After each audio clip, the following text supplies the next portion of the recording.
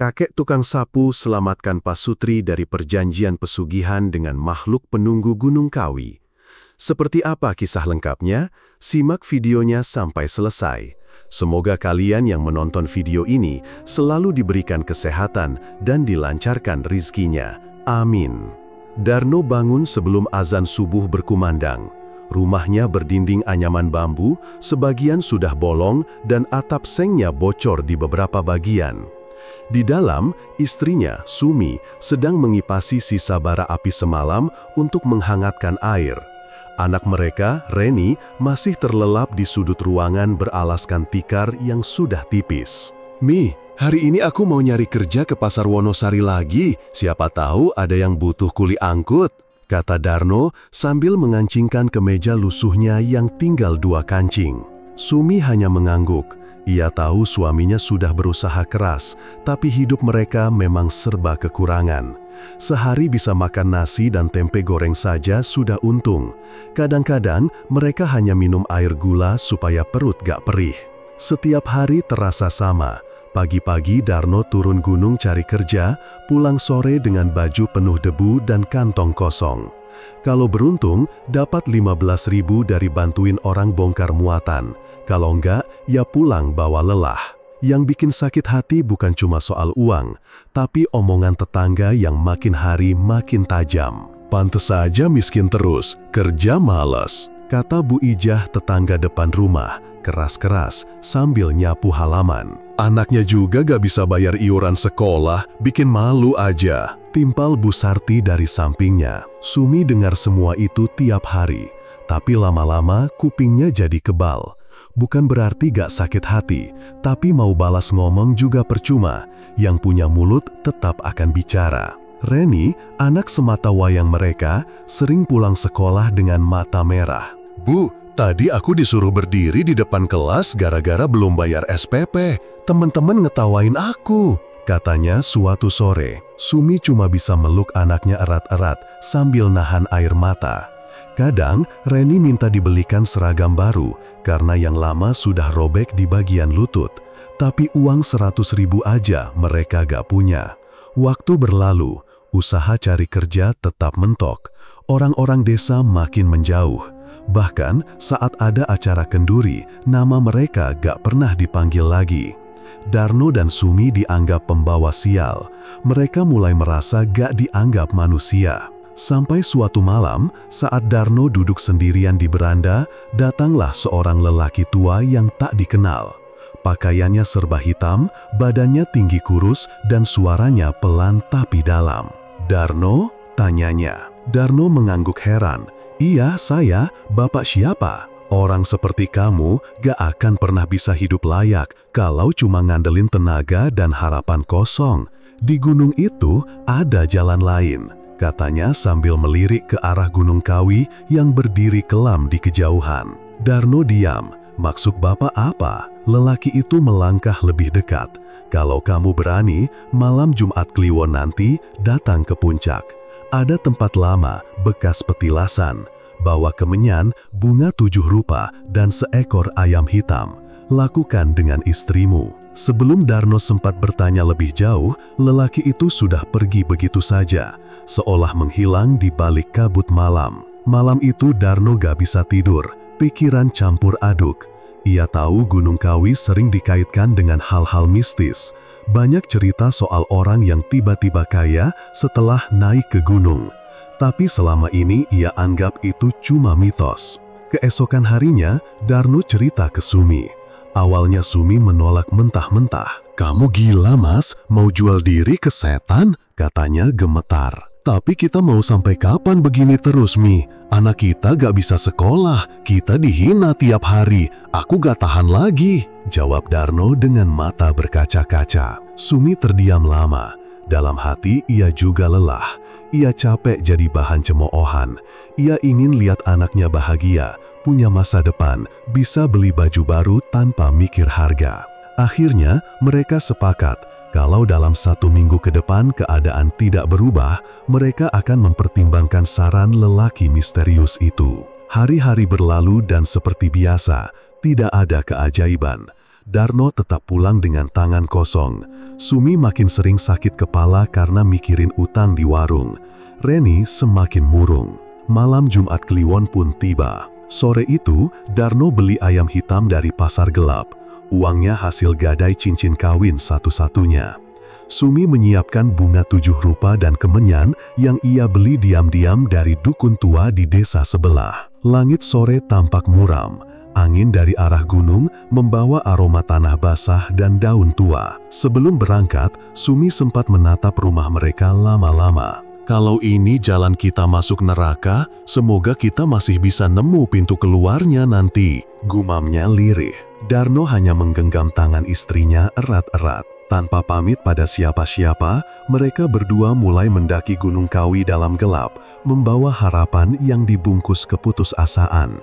Hanya bulan dan suara jangkrik yang menemani langkah mereka.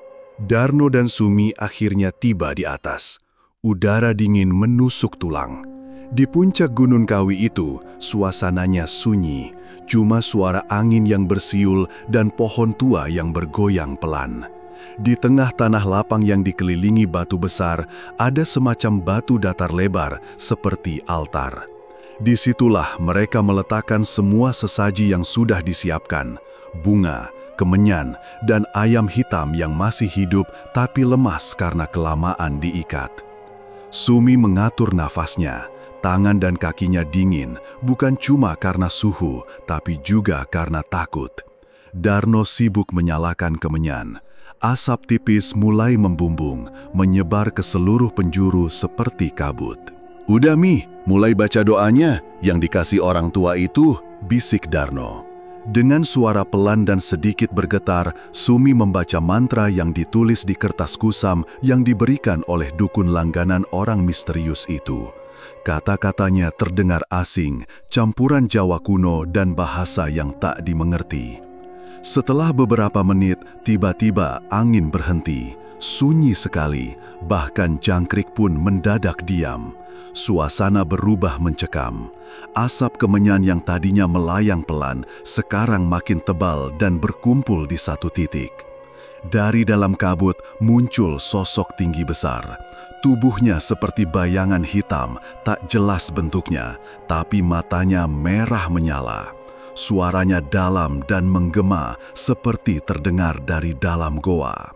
"Siapa kalian dan apa tujuan kalian datang ke sini?" Darno nyaris tersungkur tapi tetap berdiri sambil menjawab. "Kami datang untuk meminta kekayaan. Kami siap melakukan apapun asalkan hidup kami berubah." "Kalau begitu, kalian harus bayar dengan sesuatu yang paling dekat dengan darahmu." Sumi langsung menunduk. Ia paham maksudnya, tapi ia terlalu takut untuk mundur. Ia juga sudah kehabisan pilihan. Sosok itu lalu menjulurkan tangannya. Darno melihat tangannya seperti asap yang padat. Lalu dari balik asap itu muncul gulungan kertas dengan tulisan merah. Di bawahnya ada pisau kecil yang tampak tua dan berkarat. "Tulis namamu dan namanya," kata sosok itu. Tanpa pikir panjang, Darno menusukkan ujung jarinya pakai pisau itu. Darah menetes. Ia menuliskan namanya dan nama Sumi. Sosok itu lalu menggulung kertas itu dan menghilangkannya ke dalam kabut. Ayam hitam itu tiba-tiba berkokok keras dan langsung ambruk, mati seketika. Perjanjian diterima, kekayaan akan dalam hitungan hari. Tapi ingat, tiap yang diterima akan ada yang diambil. Tak ada yang gratis di dunia ini. Setelah itu, kabut menghilang perlahan. Udara dingin berubah jadi gerah. Darno dan Sumi hanya saling memandang, tak bisa berkata apa-apa. Mereka langsung bergegas turun gunung sebelum fajar datang. 3 hari kemudian, keanehan mulai terasa. Seorang pemilik toko bangunan dari kota datang ke rumah mereka sambil membawa surat kontrak. Katanya, Darno terpilih dalam program bantuan renovasi rumah dari LSM, padahal mereka tak pernah daftar apa-apa. Semua bahan bangunan diantar secara cuma-cuma. Tak hanya itu, seseorang dari perusahaan pengiriman logistik juga menawarkan Darno pekerjaan tetap dengan gaji bulanan. Gajinya 5 kali lipat dari kerja serabutan biasanya. Bahkan mereka diantar jemput setiap hari. Tak masuk akal. Sumi mulai jualan gorengan di depan rumah. Entah bagaimana, pembelinya langsung ramai. Uang datang bertubi-tubi.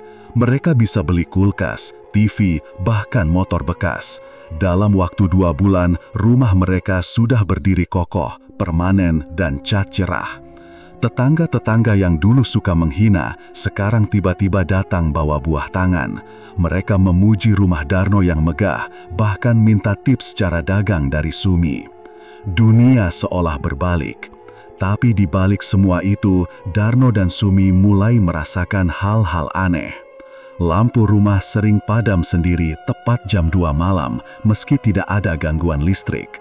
Di dapur, pernah terdengar suara orang tertawa pelan saat semua sudah tidur. Suara tangisan bayi juga terdengar sesekali dari dalam kamar mandi, padahal anak mereka sudah besar. Satu malam, Reni terbangun dan menangis. Katanya, ada bayangan hitam berdiri di ujung tempat tidurnya. Bayangan itu diam saja, menatap tanpa mata. Aku kira itu ayah, tapi badannya tinggi banget dan napasnya bau banget, cerita Reni keesokan paginya. Sumi mulai gelisah. Ia tak tenang tidur. Perasaan seperti diawasi selalu muncul tiap malam. Bahkan saat mandi pun, ia merasa ada yang memperhatikan dari balik ventilasi. Darno mencoba berpikir logis.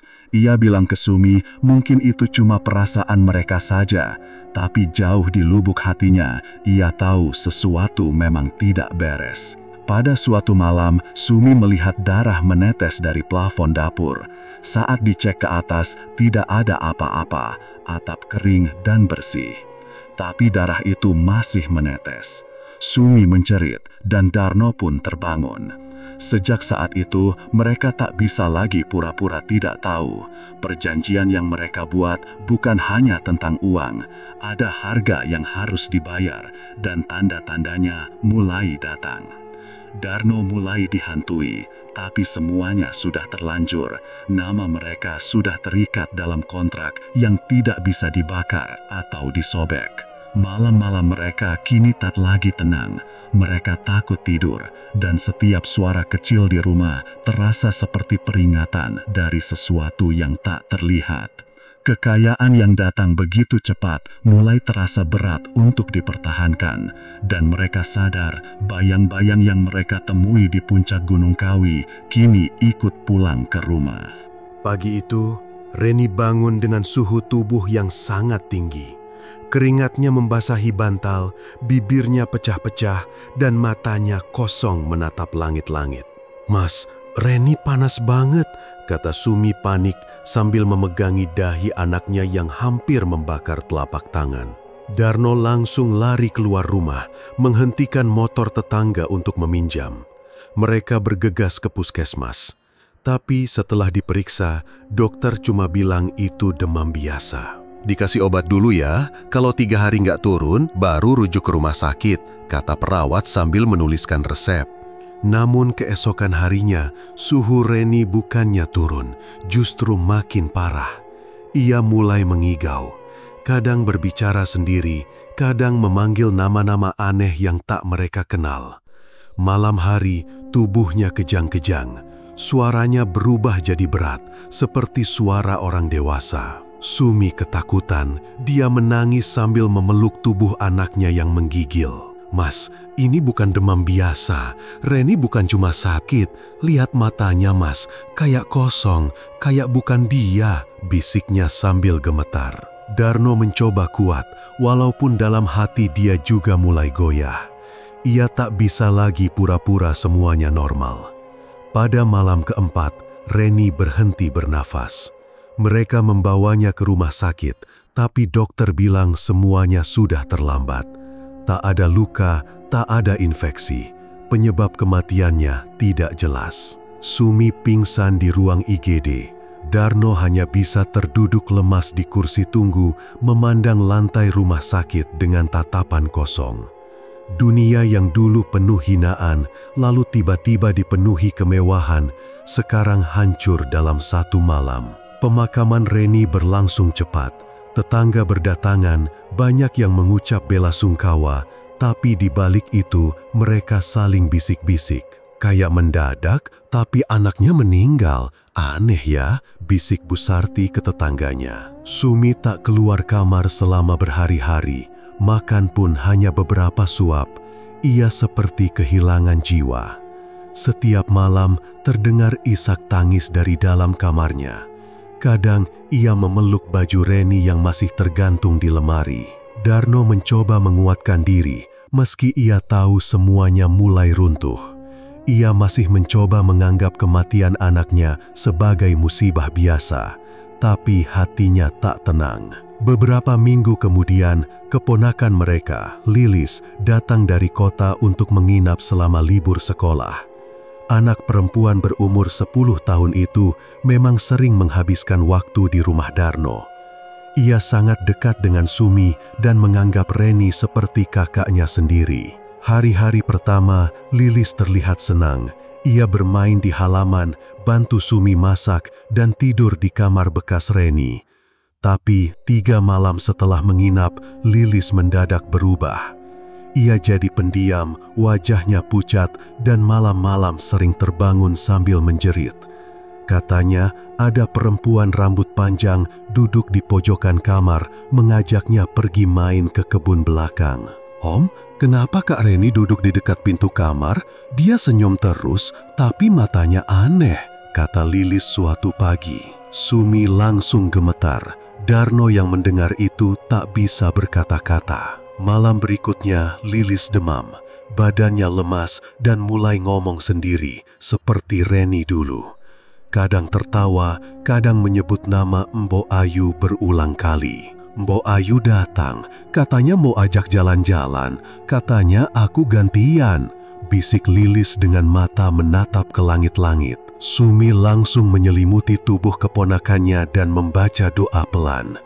Tapi entah kenapa, udara di dalam kamar terasa berat.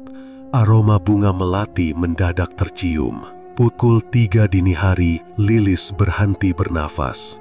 Tangis Sumi pecah. Ia tak bisa menahan dirinya lagi. Ia peluk tubuh Lilis erat-erat, berharap ini cuma mimpi. "Mas, ini tumbal. Ini pasti karena perjanjian itu," teriak Sumi histeris. Darno menatap tubuh keponakannya dengan wajah pucat. Kali ini ia tidak bisa menyangkal. Ini bukan kebetulan. Tidak mungkin 2 anak dalam waktu sebulan meninggal dengan cara sama tanpa sebab yang jelas. Setelah pemakaman Lilis, rumah Darno makin terasa mencekam. Malam-malam jadi lebih sunyi. Tapi dalam kesunyian itu, suara tangisan anak kecil sering terdengar dari kamar belakang. Bahkan tetangga mulai bertanya-tanya, "Pak Darno, di rumah nggak ada anak kecil lagi kan? Tapi kok tiap malam ada suara nyanyi-nyanyi ya, kayak lagu anak-anak zaman dulu?" tanya Pak Soleh, tetangga sebelah rumah. Darno hanya senyum kaku. Ia tak tahu harus jawab apa. Sumi mulai berani buka suara. "Mas, kita harus cari cara. Ini belum selesai. Kita masih punya keluarga lain. Kalau kita biarkan, satu-satu bakal kena." Darno mengangguk pelan. Ia mulai teringat sosok bayangan hitam di Gunung Kawi dan kalimatnya malam itu, "Yang diterima akan dibayar." Malam harinya mereka tidak tidur. Mereka duduk berdua di ruang tengah. Lampu dimatikan, hanya lilin yang menyala. Suara angin berdesir pelan dari sela jendela. Tiba-tiba dari arah dapur terdengar suara seperti piring jatuh. Tapi saat diperiksa, tidak ada apa-apa. Beberapa detik kemudian, terdengar suara anak-anak berbisik pelan. "Kenapa Bapak nggak nolongin aku?" Gantian ya, sekarang siapa lagi? Darno memejamkan mata. Ia menahan tangis. Rasa sesal mulai menumpuk di dalam dada. Sumi menangis sambil memeluk lututnya. Kita harus cari orang itu lagi. Orang yang kasih kita jalan ke sana. Kita harus minta bantuan atau batalkan ini semua sebelum semua keluarga habis. Katanya dengan suara pelan tapi tegas. Malam itu mereka sepakat mereka akan kembali ke Gunung Kawi. Tapi kali ini bukan untuk meminta, melainkan untuk menghentikan. Mereka tak peduli meskipun resikonya tinggi. Selama nyawa mereka masih ada, mereka harus melawan perjanjian yang sudah membawa 2 anak tak bersalah pergi. Darno mematikan mesin motor bebeknya begitu mereka sampai di kaki Gunung Kawi. Waktu sudah menunjukkan jam 4 sore. Sumi turun dengan raut wajah tegang. Tak ada obrolan sejak mereka berangkat tadi siang, hanya diam, sesekali saling pandang, lalu kembali menunduk. "Yakin, Mas?" tanya Sumi sambil merapikan jaketnya. "Yakin," jawab Darno pendek. "Kita harus cari jalan keluar. Ini satu-satunya tempat yang kita tahu." Langkah mereka pelan menapaki jalan setapak yang dipenuhi akar dan batu licin. Kabut mulai turun, meskipun matahari belum sepenuhnya tenggelam. Udara di sekitar mulai terasa berat, hening, hanya suara burung hutan terdengar samar. Setelah 1 jam berjalan, mereka mulai bingung. Jalur yang dulu mereka lewati saat ritual tidak bisa mereka temukan lagi. Tanah tampak berubah, seolah hutan menutup diri. Arah mata angin pun terasa berputar. Darno mulai panik. Kompas di HP tak bisa digunakan. Sinyal hilang total. "Mas, kita tersesat ya?" tanya Sumi lirih. Baru Darno ingin menjawab, terdengar suara ranting patah dari arah belakang. Mereka spontan menoleh, tapi tak ada siapa-siapa. Lalu, dari balik kabut muncul sesosok lelaki tua. Badannya bungkuk, mengenakan pakaian kumal dan memakai caping lebar. Di pundaknya tergantung sapu lidi panjang dan di tangan kirinya membawa kantong goni robek. Wajahnya keriput tapi tatapannya tajam. "Kalian nyasar jauh kalau jalan ke sini cuma mau pulangin perjanjian?" katanya pelan. Darno dan Sumi langsung terdiam. Lelaki tua itu berdiri sekitar 5 meter di depan mereka. "Mbah, sampean siapa?" tanya Darno sopan. "Aku cuma tukang sapu makam tua di lereng ini. Orang-orang manggil aku Mbah Karto," jawabnya sambil duduk di batu besar. Sumi saling pandang dengan suaminya. "Mbah, tahu soal perjanjian itu?" Mbah Karto hanya mengangguk pelan. Lalu ia memandangi langit yang mulai gelap. "Aku tahu kalian berdua. Aku tahu nama anakmu. Aku tahu apa yang kamu tulis pakai darah malam itu." Sumi mulai gemetar. Ia menggenggam tangan Darno erat-erat. Mbah Karto melanjutkan, "Orang-orang pikir Gunung Kawi cuma tempat wisata atau tempat cari berkah. Tapi nggak banyak yang tahu, di atas sana ada wilayah yang dijaga makhluk tua. Makhluk yang udah ada jauh sebelum manusia bangun desa di kaki gunung ini. Kami cuma ingin membatalkan semuanya, Mbah," kata Darno. "Kami nyesel. Menyesal itu manusiawi. Tapi kamu harus tahu, kalau perjanjian itu nggak bisa dibatalin kayak cabut SIM. Sekali kamu masuk, kamu bawa beban sampai napas terakhir," jawab Mbah Karto sambil menatap lurus ke mata mereka. Darno tertunduk. "Kalau nggak bisa dibatalin, terus gimana nasib keluarga kami yang masih hidup, Mbah?" Mbah Karto menarik napas panjang. "Ada satu cara, tapi kamu harus bayar lunas semuanya. Bukan dengan uang, tapi dengan hidupmu, dengan keberanianmu, dan dengan sesuatu yang kamu sayangi lebih dari harta." Sumi mulai menangis pelan. "Apa kami harus mati, Mbah?" "Belum tentu, tapi kamu harus siap kalau itu ujungnya." Mbah Karto berdiri perlahan, lalu ia mengajak mereka turun sedikit ke arah sebuah gubuk kecil. Letaknya tersembunyi di balik semak dan pohon beringin tua. Gubuk itu terbuat dari kayu lapuk dan beratap rumbia. Di depannya tergantung lonceng besi kecil yang berbunyi tiap kali angin lewat. Mereka masuk ke dalam. Di dalam gubuk hanya ada tikar lusuh, satu lampu minyak, dan rak tua berisi botol-botol kaca, berisi cairan hitam dan kertas kuno. Mbah Karto duduk bersila di depan mereka. Kalau kalian serius, kalian harus jalani proses pembersihan. 3 malam berturut-turut, kalian puasa dan tidur di bawah pohon jati kembar di timur makam tua. Tanpa bicara, tanpa makan, tanpa cahaya. Di malam ketiga, kalian akan diuji. Kalau lulus, ikatan darah bisa diputus. Kalau gagal, tanya Sumi pelan, kalian gak akan pulang. Darno menelan ludah. Sumi menunduk, gemetar. Tapi itu lebih baik daripada nunggu semua keluarga meninggal satu persatu kan? Tambah Mbah Karto. Mereka berdua mengangguk. Tak ada pilihan lain. Mbah Karto lalu memberikan secari kain putih dan 1 botol kecil berisi air. Bawa ini, simpan baik-baik, jangan dibuka sebelum waktunya. Hari mulai gelap, Mbah Karto menawarkan mereka tidur di gubuk malam itu. Ia tak banyak bicara lagi, hanya duduk sambil menganyam tali dari daun pandan kering. Malam itu, Sumi dan Darno tidur beralaskan tikar, beratapkan kayu lapuk. Tapi mereka merasa lebih aman daripada saat berada di rumah mewah mereka sendiri. Dan di luar gubuk, di balik kabut malam Gunung Kawi, sesuatu sedang menunggu. Malam itu langit mendung berat. Angin dingin dari puncak Gunung Kawi turun menusuk tulang. Sumi duduk di bawah pohon jati kembar dengan tubuh gemetar. Darno duduk bersila tak jauh dari situ. Matanya terpejam, napasnya berat. Di antara mereka ada lingkaran tanah yang ditaburi bunga 7 rupa, keris kecil, dan secari kain putih pemberian Mbah Karto. Mulai sekarang, jangan satu kata pun keluar dari mulut kalian. Jangan buka mata, jangan bergerak keluar dari lingkaran. Apapun yang kalian dengar, abaikan, pesan Mbah Karto sebelum ritual dimulai. Sumi mencoba menenangkan diri, tapi sejak matahari tenggelam, ia sudah merasa tak enak. Udara di sekitar terasa makin tebal. Bau busuk mulai muncul dari arah barat, padahal tak ada bangkai atau binatang mati.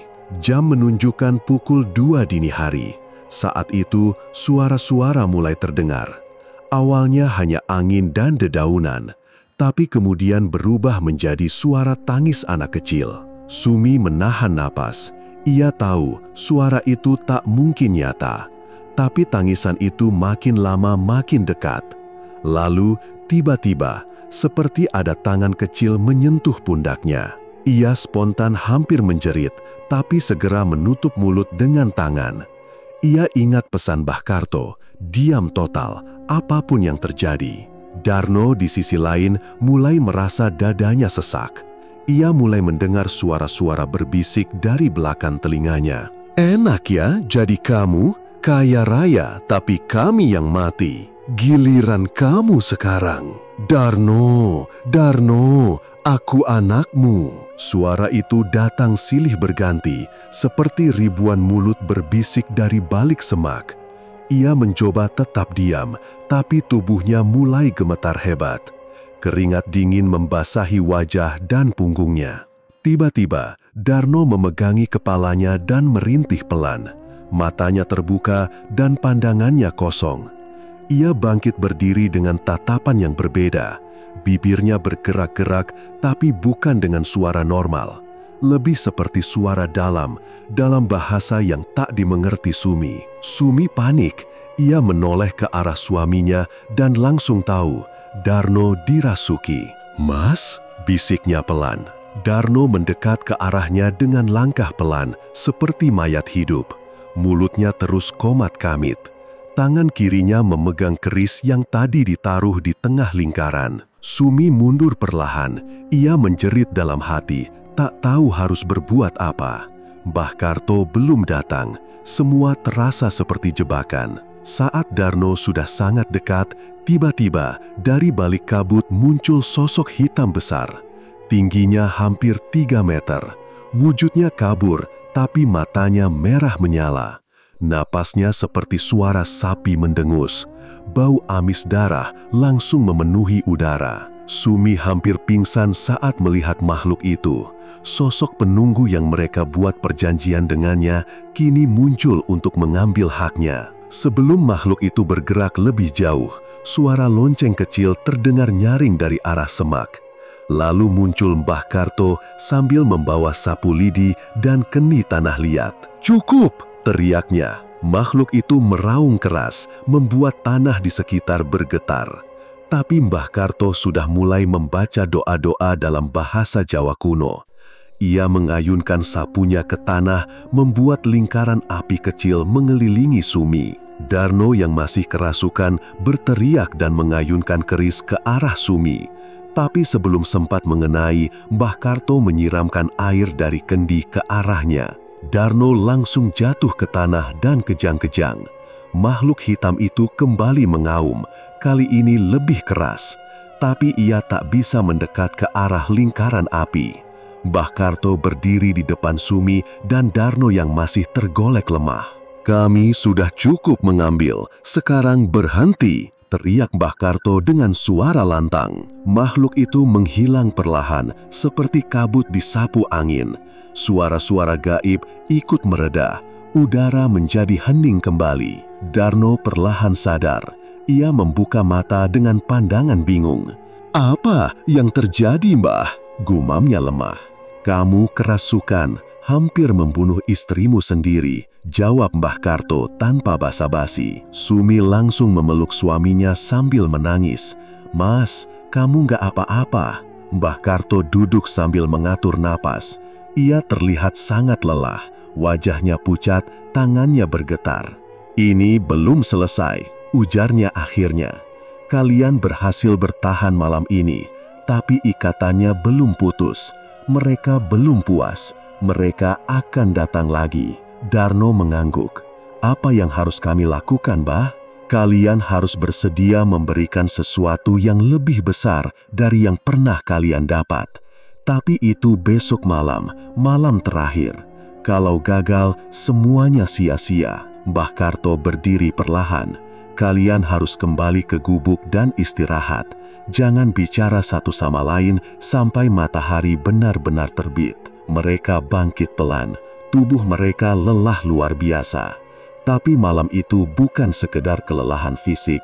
Mereka berdua sudah nyaris kehilangan nyawa dan akal. Sebelum meninggalkan tempat ritual, Darno menatap sekeliling. Lingkaran bunga dan kain putih sudah berantakan. Pohon jati kembar berdiri bisu, tapi udara di sekitarnya masih menyisakan aroma kematian. Saat mereka berjalan turun mengikuti Mbah Karto, Darno menggenggam tangan Sumi erat-erat. Meskipun kakinya masih gemetar, ia tahu satu hal. Tak akan ada yang lebih menakutkan daripada kehilangan keluarganya lagi. Dan malam besok, mereka harus siap menghadapi ujung dari semuanya. Malam terakhir pun tiba. Mbah Karto sudah menyiapkan segalanya sejak sore. Di belakang gubuknya, ia membuka jalur menuju lokasi paling dalam di lereng Gunung Kawi. Tempat itu tak pernah ia tunjukkan ke siapapun sebelumnya.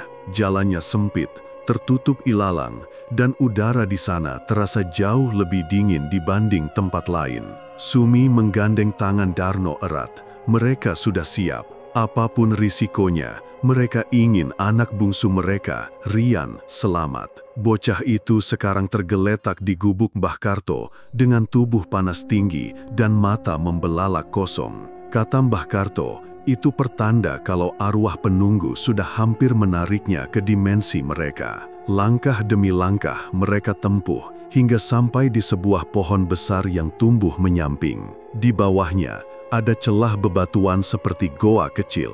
Mbah Karto berhenti di sana, lalu membakar kemenyan dan membacakan doa dalam bahasa Jawa halus. Asap putih mengepul perlahan dan angin mulai berputar aneh.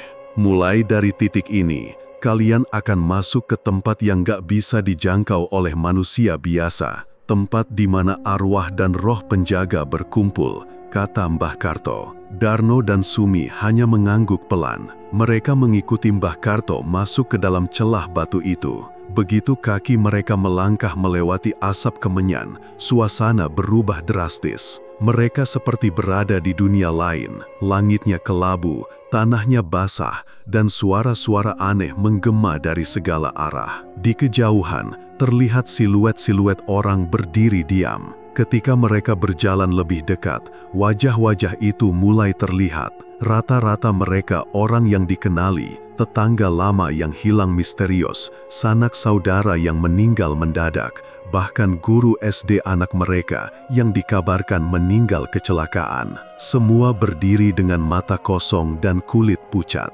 Sumi menutup mulutnya agar tak menjerit. Darno menunduk dalam-dalam, tubuhnya gemetar. Itu semua korban perjanjian pesugihan yang gak selesai.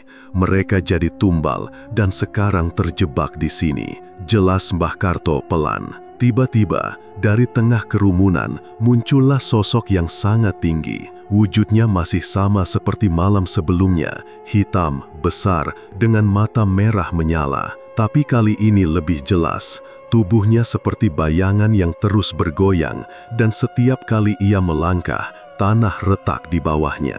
Ia menunjuk ke arah Darno. Kau yang membuat janji, dan kau belum bayar lunas. Suaranya menggema seperti disiarkan dari dalam goa. Darno menelan ludah. Ia maju perlahan, lalu bersimpuh di depan sosok itu. Aku mohon, ambil semua hartaku, ambil apapun yang kau mau, asalkan anakku selamat. Sosok itu hanya tertawa pendek. Harta bukan yang kubutuhkan. Aku minta darah dan nyawa yang paling berharga darimu.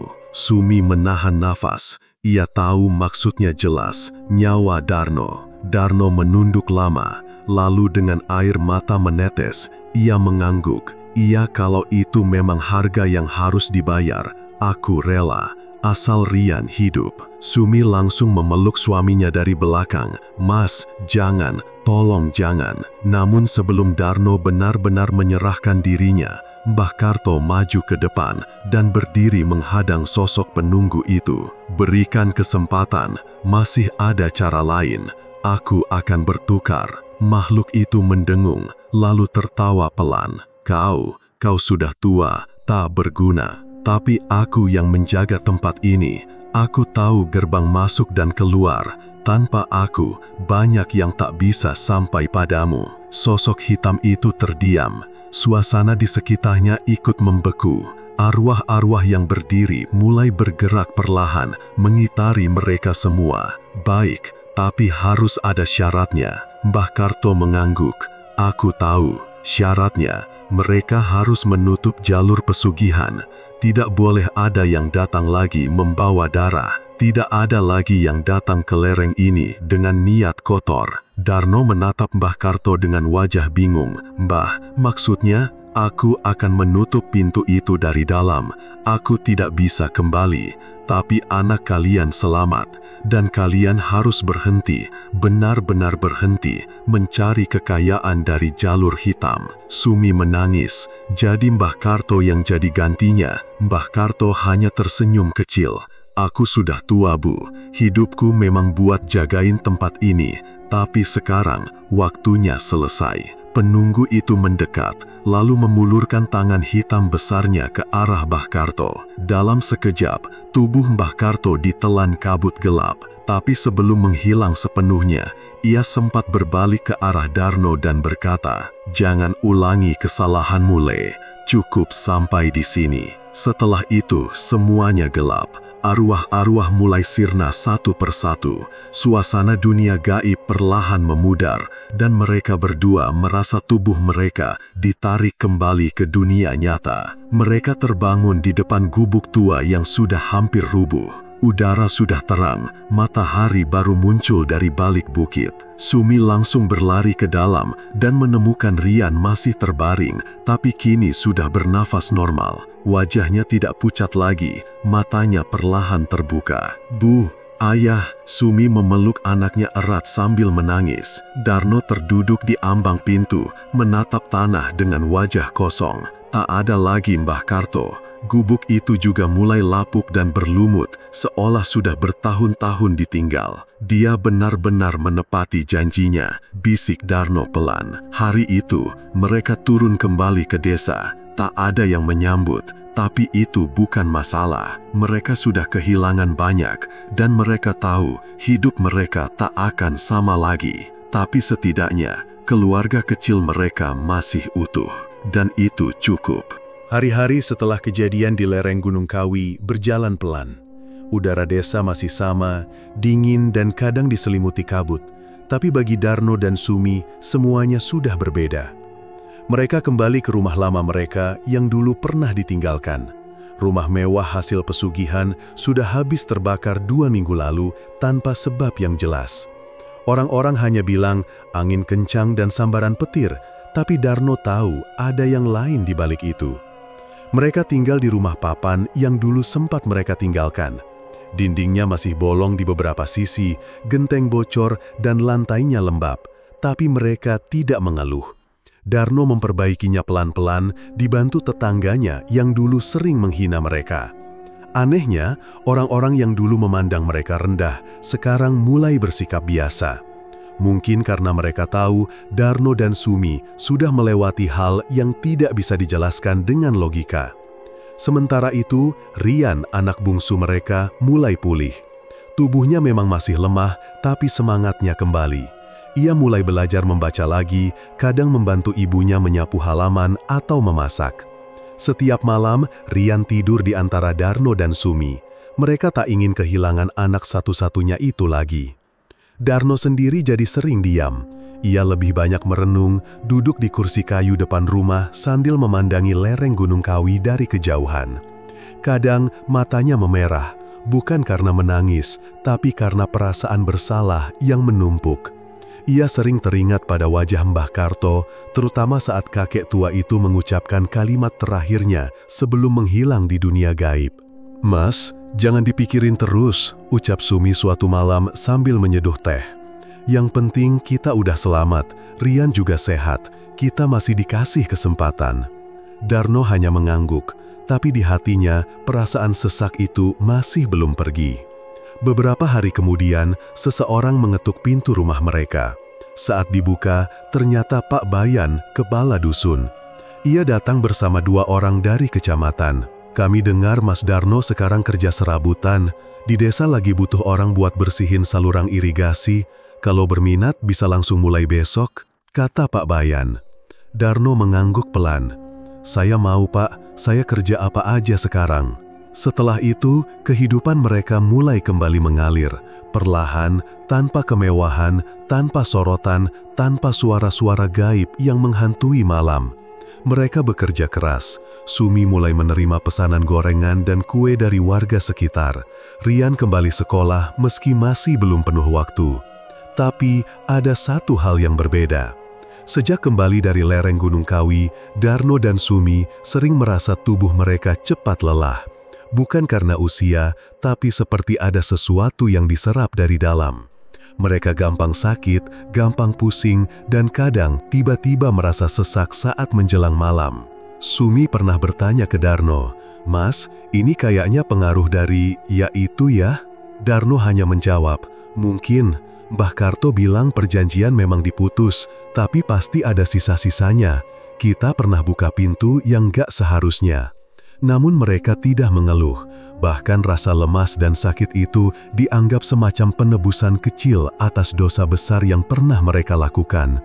Mereka sadar, semua kemewahan yang dulu mereka dapatkan adalah hasil dari kesepakatan kotor. Sekarang, semua sudah dibayar. Pada suatu malam, Jumat Kliwon, malam yang dulunya jadi hari ritual mereka, Darno bermimpi. Dalam mimpinya, ia kembali ke jalan sempit di lereng gunung. Kabut tebal menyelimuti sekitar, tapi kali ini ia tidak takut.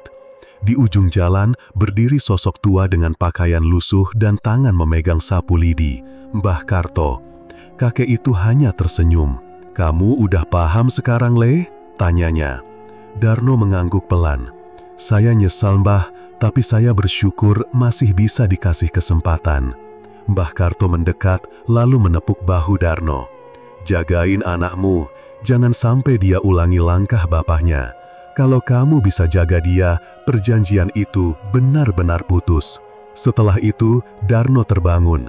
Badannya basah oleh keringat, tapi dadanya terasa ringan. Untuk pertama kalinya setelah kejadian itu, ia merasa tenang. Sumi yang tidur di sampingnya ikut terbangun dan menggenggam tangannya. "Mimpiin Mbah Karto lagi?" tanya Sumi pelan. "Iya," jawab Darno sambil tersenyum.